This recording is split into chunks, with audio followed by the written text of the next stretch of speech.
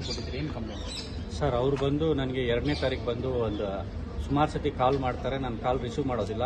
Receive ಮಾಡಿದ ಪಕ್ಷದಲ್ಲಿ ಏನು ಮಾಡ್ತಾರೆ ಅಂದರೆ ವಾಟ್ಸಪ್ಪಲ್ಲಿ ಬಂದುಬಿಟ್ಟು ನೀವು ಮನೆ ಒಳಗಡೆಯಿಂದ ಆಚೆ ಬರ್ತೀರಾ, ಇಲ್ಲ ಫೋನ್ ತೆಗೆದು ಮಾತಾಡ್ತಾರೆ, ಇಲ್ಲ ನಾನೇ ಹುಡುಗರನ್ನ ಒಳಗಡೆ ಕಳಿಸಲ್ಲ ಅಂತ ಹೇಳ್ಬಿಟ್ಟು ಒಂದು ವಾಟ್ಸಪ್ ಮುಖಾಂತರ ಮೆಸೇಜ್ ಕಳಿಸ್ತಾರೆ.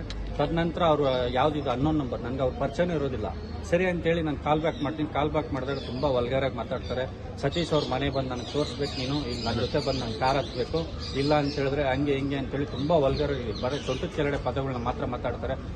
ದಯವಿಟ್ಟು ಸರ್ ಈ ಥರ ಎಲ್ಲ ಮಾತಾಡಬೇಡಿ, ಭಾಳ ಗೌರವದಿಂದ ಮಾತಾಡಿ ಅಂತ ಹೇಳಿದ್ರು. ಏನು ಹೇಳಿದ್ರು ಅವರು ಅದು ಇದೇ ಮಾಡೋದಿಲ್ಲ.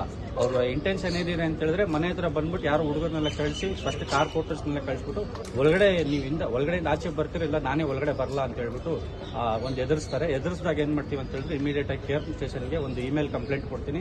ತದನಂತರ ನಾನು ಸುಮ್ಮನೆ ಆಗಿರ್ತೀನಿ. ಮತ್ತೆ ನನಗೆ 4ನೇ ತಾರೀಕು ಬಂದ್ಬಿಟ್ಟು ಸಂಜೆ ಒಂದು 7 ಗಂಟೆಗೆ ಮತ್ತೆ ಒಂದು ಕರೆ ಮಾಡ್ತಾರೆ. ಕರೆ ಮಾಡ್ಬಿಟ್ಟು ಏನು ಹೇಳ್ತಾರೆ ಅಂತ ಹೇಳಿದ್ರೆ ಮತ್ತೆ ಇವಾಗ ಅವ್ರ ಮನೆ ನನಗೆ ತೋರಿಸ್ಬೇಕು, ಇಲ್ಲ ಅಂದರೆ ಹಂಗೆ ಮಾಡ್ತೀನಿ ಹಿಂಗೆ ಮಾಡ್ತೀನಿ ಅಂತೇಳಿ ಭಾಳ ಕೆಟ್ಟದಾಗಿ ಮಾತಾಡ್ತಾರೆ. ಅದ್ರ ನಿಟ್ಟಿನಲ್ಲಿ ಹೋಗ್ಬಿಟ್ಟು ಕಾಲ್ ರೆಕಾರ್ಡಿಂಗ್ಸ್ ಆಗಿರ್ಬೋದು, ಮತ್ತು ಏನು ಸ್ಕ್ರೀನ್ ಶಾಟ್ಸ್ ಏನಿತ್ತು ಅದನ್ನೆಲ್ಲ ತೊಗೊಂಡೋಗ್ಬಿಟ್ಟು ಕೇರ್ ಪೊಲೀಸ್ ಠಾಣೆಗೂ ಮತ್ತು ಕಮಿಷನರ್ ಸರ್ ಅವ್ರಿಗೂ ಕಂಪ್ಲೇಂಟ್ ಕೊಟ್ಟಿರ್ತೀನಿ ಸರ್. ಸರ್ ನಿಮಗೂ ಪರಿಚಯ ಇತ್ತಾ? ಇಲ್ಲ ಸರ್, ನನಗೆ ಇವತ್ತವರೆಗೂ ರಜತ್ ಅವ್ರ ಪರಿಚಯನೇ ಇಲ್ಲ ಸರ್. ನನಗೆ ಮನೆ ಅಡ್ರೆಸ್ ಹೆಂಗೆ ಗೊತ್ತಾಯ್ತು ಅವ್ರ ಮನೆ? ಸರ್ ಅವರು ಹೆಂಗೋ ನನಗೆ ಅಲ್ಲಿರೋ ಅವ್ರು ನಂಗೆ ಮಾತಾಡುವಾಗ ಅದು ತಿಳಿಸಿದ್ರು, KRF ಇರೋರಿಗೆ ಎಲ್ಲರಿಗೂ ಯಾರು ಬೇಕಂತ ಕೇಳ್ಕೊ, ನಾನು ಯಾರಂತ ಗೊತ್ತು ಅಂತೇಳಿ ಸ್ನೇಹಿತರ ಹತ್ರ ಬಂದು ತಿಳ್ಕೊಂಡಿದ್ದೀನಿ ಅಂತ ಅವ್ರು ಹೇಳಿದ್ರು. ಅಲ್ಲ, ಈಗ ಸತೀಶ್ ಕಡವಂಸ್ ಅವ್ರ ಜೊತೆ ನೀವು ಕ್ಲೋಸ್ ಇದ್ದೀರಿ ಅಂತಾನೆ ಬಂದು ಆವಾಜ್ ಹಾಕಿದ ಹೇಗೆ ಅಂತ? ಹೌದು ಸರ್, ಖಂಡಿತವಾಗ್ಲೂ ಸತೀಶ್ ಅವ್ರ ಜೊತೆ ನೀನು ಓಡಾಡಬಾರ್ದು, ಸತೀಶ್ ಅವ್ರ ಜೊತೆ ನಾಳೆಯಿಂದ ನೀನು ಕಾಣಿಸ್ಕೊಂಡ್ಬಾರ್ದು, ಕಾಣಿಸ್ಕೊಂಡ್ರೆ ನಿಂಗೆ ಹಂಗೆ ಮಾಡ್ತೀನಿ ಹಿಂಗೆ ಮಾಡ್ತೀನಿ ಅಂತೇಳಿ ನಾನು ಅವರೇ ಖುದ್ದಾಗಿ ಮಾತಾಡ್ತಾರೆ. ಖುದ್ದಾಗಿ ಮಾತಾಡಿ ನನಗೆ ಖುದ್ದಾಗಿ ಅವ್ರ ನಂಬರಿಂದನೇ ಥ್ರೆಟ್ ಮಾಡ್ತಾರೆ. ಅವ್ರ ನಂಬರ್ ಮತ್ತೆ ನಾನು ಎತ್ತಕ್ಕೆ ಹೋಗೋದಿಲ್ಲ, ಯಾಕೆ ಮತ್ತೆ ಎಂಟರ್ ಮಾಡಬಾರ್ದು ಅಂತ ಹೇಳ್ಬಿಟ್ಟು ಮತ್ತೆ ಏನ್ ಮಾಡ್ತಾರೆ, ಬೇರೆ ನಂಬರಿಂದ ಫೋನ್ ಮಾಡಿಸ್ಬಿಟ್ಟು ಕಾನ್ಫರೆನ್ಸ್ ಹಾಕ್ಬಿಟ್ಟು ಅದರಲ್ಲಿ ಮಾತಾಡ್ಬಿಟ್ಟು ಮತ್ತೆ ಅದರಲ್ಲೂ ಬೈತಾರೆ.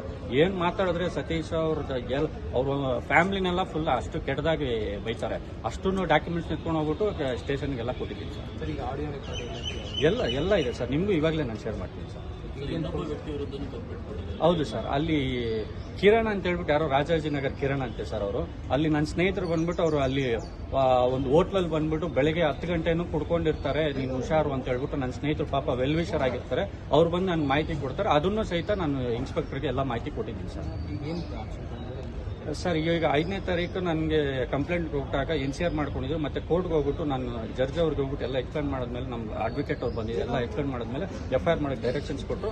ಡೈರೆಕ್ಷನ್ಸ್ ಆಗಿದೆ. ಇನ್ನು ನನಗೆ ಇವಾಗ ನೋಟಿಸ್ ಕೊಟ್ಬಿಟ್ಟು ಏನೇನು ಡಾಕ್ಯುಮೆಂಟ್ಸ್ ಇದೆ ಕೊಡಿ ಅಂತ ಕೇಳಿದ್ರು. ಆ ಡಾಕ್ಯುಮೆಂಟ್ಸ್ನೆಲ್ಲ ಅವ್ರು ಫೆಡ್ರಲ್ ಹಾಕ್ಬಿಟ್ಟು ಎಲ್ಲ ಸೆಟ್ಸ್ ಕೊಟ್ಟಿದ್ದೀನಿ ಸರ್. ಓಕೆ. ನ್ಯೂಸ್ ಫಸ್ಟ್ ನಿರ್ಭೀತಿಯಿಂದ ನಿಮ್ಮ ಪರವಾಗಿ.